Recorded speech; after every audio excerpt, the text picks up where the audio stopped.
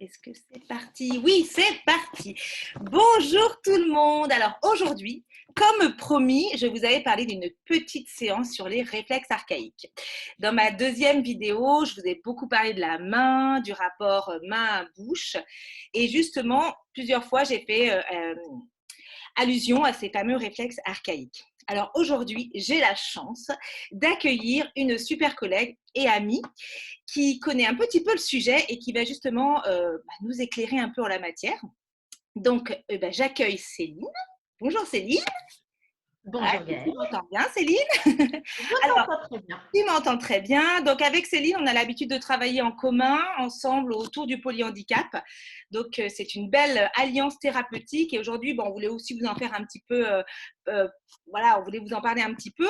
Et vous savez que ce qui me tient à cœur actuellement dans le confinement, c'est justement de vous accompagner un petit peu vers l'autonomie, puisque vous n'avez pas pu voir vos thérapeutes depuis un mois, mais sans vous substituer forcément aux thérapeutes, mais pouvoir avoir quelques petits gestes au quotidien qui vont améliorer le confort de votre enfant.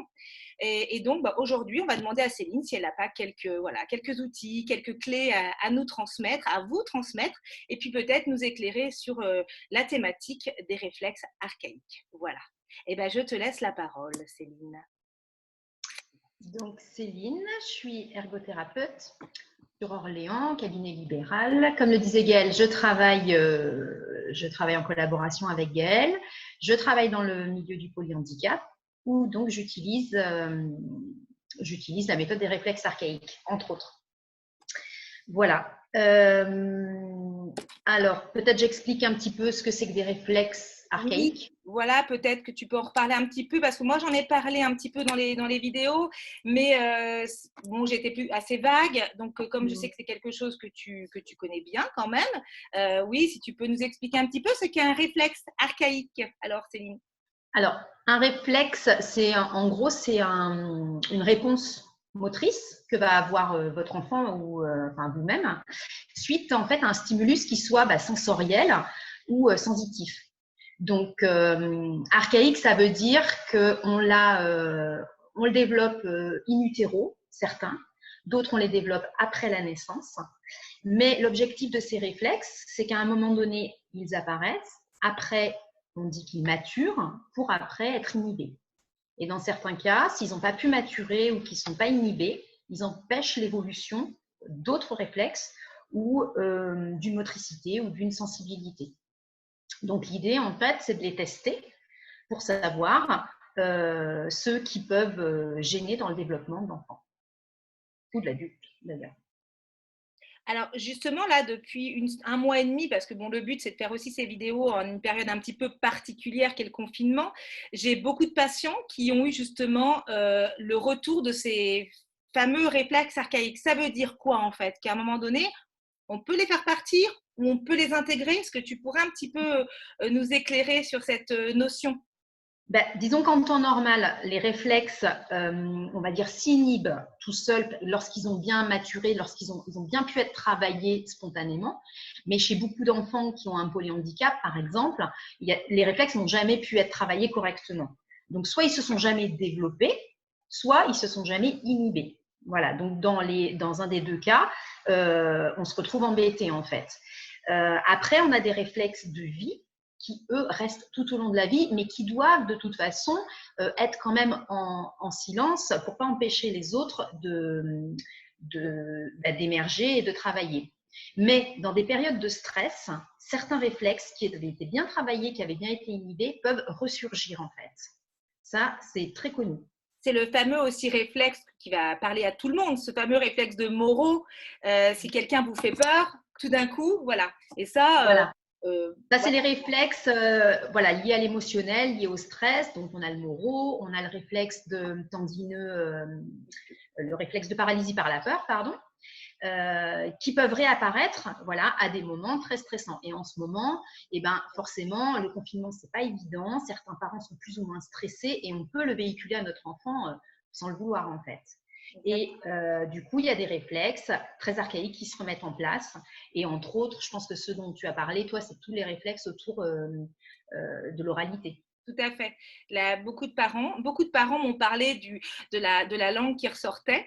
hein, le réflexe de protrusion de langue, et ce réflexe aussi nauséeux dont j'ai parlé dans une autre vidéo, qui est un réflexe quand même de survie, puisque entre 0 et 4 mois, normalement dans la bouche d'un enfant, enfin tu me corriges si je dis quelque chose qui n'est pas bon, mais en fait, si on met autre chose que du lait dans la bouche d'un enfant, ce réflexe nauséeux, il est là pour tout simplement dire non, je n'accepte pas autre chose que le lait maternel ou pas. Voilà. Donc, c'est un réflexe de protection. Et c'est vrai que ces réflexes-là ont tendance un petit peu à revenir dans des périodes un petit peu plus anxiogènes. Et encore Quand tu plus es émotionnellement chargé, tous les réflexes orofaciaux peuvent ressurgir. Donc forcément, hein, dans tout ce qui est autour du visage, on va avoir la déglutition, la succion, le fouissement, mais tous les réflexes qui ont un lien aussi avec la main, hein, comme tu en avais parlé du Babkin, donc le réflexe main-bouche, tout ça, ça peut ressurgir en fait et avoir des conséquences forcément sur l'alimentation actuellement de vos enfants. bien oui, bien sûr. Alors, du coup, Céline, est-ce que tu voudrais peut-être nous faire part d'une façon que les parents peuvent utiliser pour travailler justement ces réflexes? Alors, est-ce qu'il faut les travailler? Est-ce qu'il faut qu'on les intègre?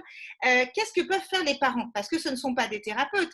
Par contre, à juste titre, ce que je disais dans une autre vidéo, c'est qu'ils sont là tous les jours avec leur enfant et qu'ils peuvent faire des choses régulièrement et qui peuvent le répéter. Donc, qu'est-ce qu'on pourrait leur donner comme petits outils pour qu'ils puissent le faire régulièrement tous les jours et à leur portée?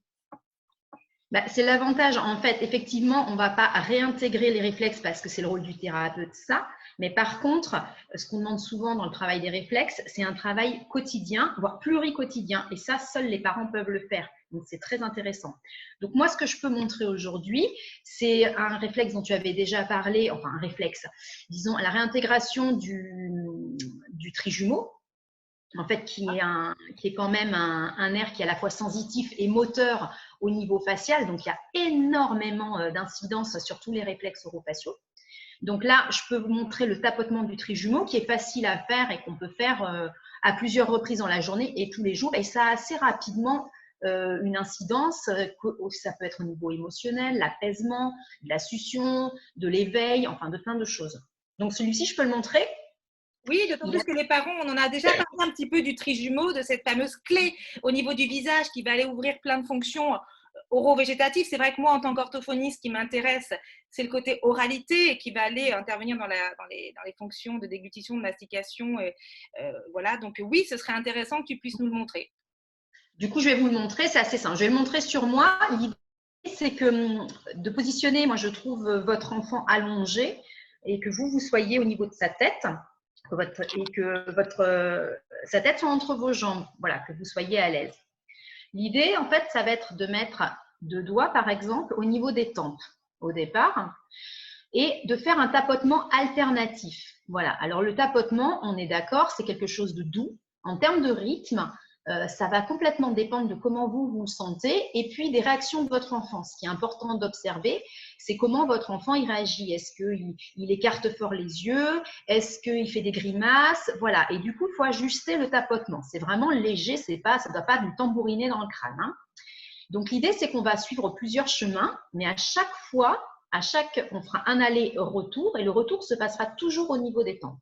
D'accord? Donc, au départ, on commence par tapoter les tempes et puis on va suivre la ligne des sourcils jusqu'au milieu des sourcils et remonter jusqu'à la racine des cheveux en tapotant.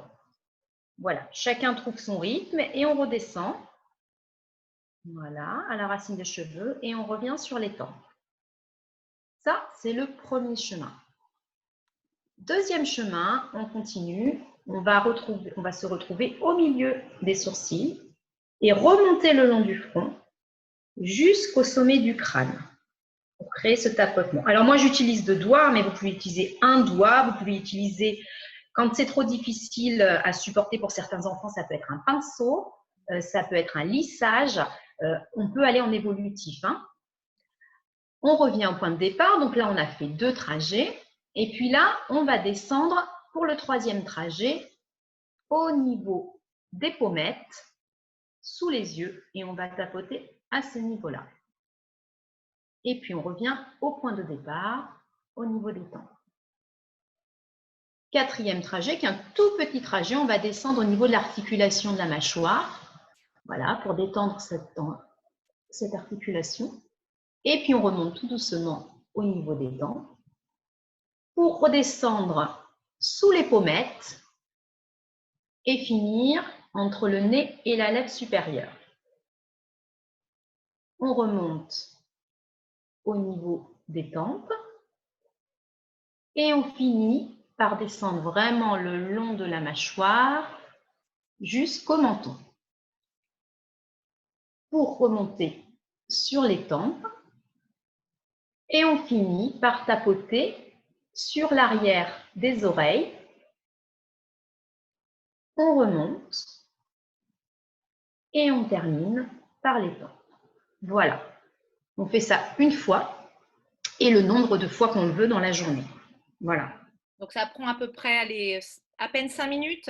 Même pas, là, 3 minutes, parce que après, il faut vraiment, en termes de rythme, il faut vraiment observer son enfant, même en termes comment dire, d'appui. Il faut vraiment, c'est une observation de l'enfant, de sa réaction, de ce que ça lui provoque.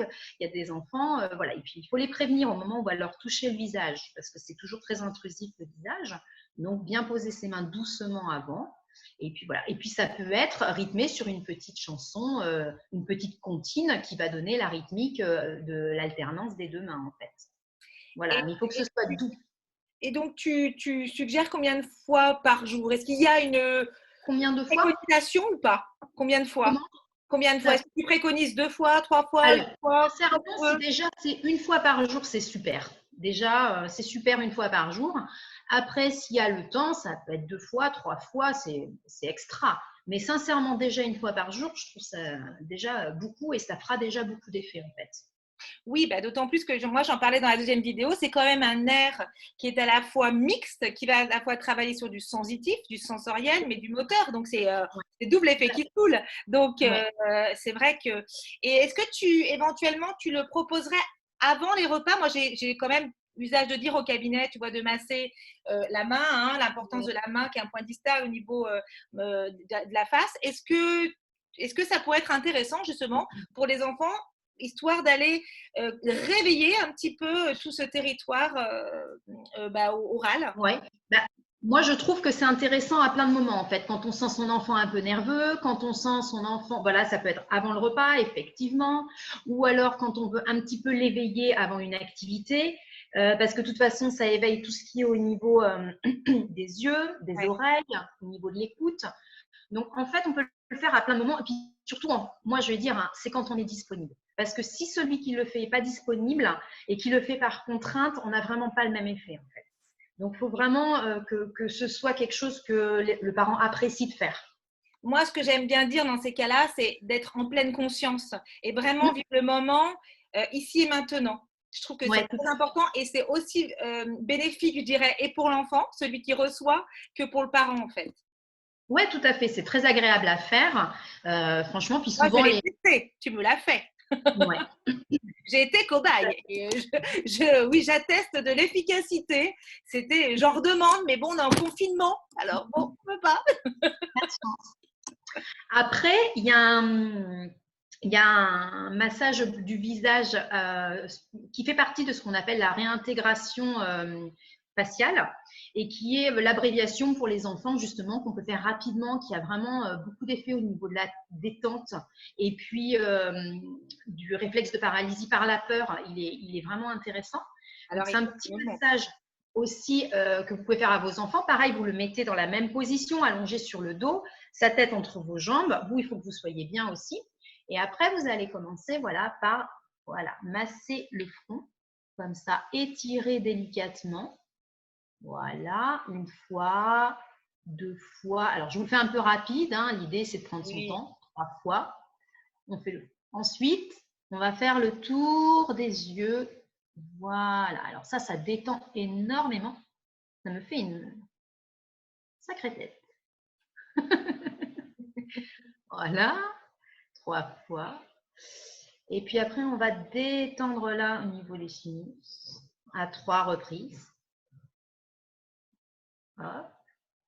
Ensuite, au niveau de la bouche.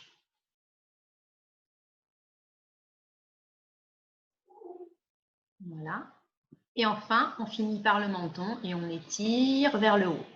Donc, sachant qu'ils sont allongés entre vos jambes. Hein. Moi, je le fais rapidement, mais c'est pas rapide comme ça. Il faut vraiment prendre le temps. Donc, ça, c'est très rapide aussi. Ça fait vraiment beaucoup de bien. Juste avant de dormir, moi, je trouve ça très, très agréable pour les enfants. Ça les apaise. Et c'est super intéressant à faire, ce petit massage de réintégration faciale. Oui, oui, puis c'est très accessible, c'est rapide. Alors, Ouais. je pense que c'est important de dire aux parents qu'on n'est pas dans la perfection du geste, Non, qu'ils non. ne se mettent pas la pression, se mettre la rate au bouillon avec vraiment la précision du geste. Je pense que, comme on disait tout à l'heure, d'être en pleine conscience, ici et maintenant, et d'après, et voilà, et de faire un peu comme ils le ressentent aussi au bout des doigts, qu'ils se fassent confiance. De toute façon, il ne faut pas hésiter à regarder la vidéo plusieurs fois pour s'imprégner Oui. un petit peu de la gestualité et puis de la séquence, parce que c'est vrai que c'est quelque chose qui est assez séquencé. Donc, Au pire, il faut se dire qu'on ne fait pas de bêtises, en fait. bon, voilà, c'est Pas ça. de bêtises, il n'y a pas. On fait du moment que ce soit doux, c'est ça qui est important, en fait. Il faut que ce soit doux et qu'on ait envie de le faire. C'est vraiment, pour moi, les bases. Après, il n'y a pas de bêtises. Non, non, non, il n'y a pas de bêtises. Et puis quand l'attention est là, il y a pas de raison. Est-ce que tu Mm. as autre chose à nous dire, Céline? Parce que je voulais que la Non, je pense vidéo que soit assez déjà, courte pour les parents, mais c'était super. voilà, pour l'instant, je pense que déjà, ça suffit au niveau orofacial. Après, on pourra parler d'autres réflexes sur d'autres points en particulier. Mais Oui, au niveau orofacial, je trouve que c'est des exercices qui sont accessibles et qui sont assez efficaces déjà en les faisant quotidiennement. voilà, je pense que c'était encore deux outils en plus qui étaient intéressants, que les parents peuvent s'approprier, ils peuvent s'en imprégner pour ça apportera un confort encore supplémentaire. Et comme je le disais, effectivement, de le faire régulièrement, avec rythme et contine, si possible, c'est encore mieux, parce qu'on fait travailler, je ne sais jamais si c'est l'hémisphère droit ou l'hémisphère gauche, je crois que c'est l'hémisphère gauche, je ne sais plus. Bref, mais il y a un impact en fait cérébral et en plus même pour le langage, donc c'est toujours utile, c'est bon à prendre. Et puis la répétition qui fait que les gestes se corticaliseront quoi, en fait. Voilà. Donc, Tout eh à ben, fait. merci beaucoup, Céline. Au plaisir de te revoir et de refaire une autre petite vidéo pour nos patients. Céline est à Orléans. Elle a un super cabinet d'ergo avec une super équipe. Parce que là, on a Céline, mais il y a aussi Lucille et Chloé qui sont les acolytes. Donc, une super belle équipe que j'espère revoir très vite sur YouTube. Voilà. Ouais. À très Allez, au revoir. bientôt, ma Céline. Au revoir. Merci beaucoup. Bisous à tout le monde. Portez-vous bien et à très vite.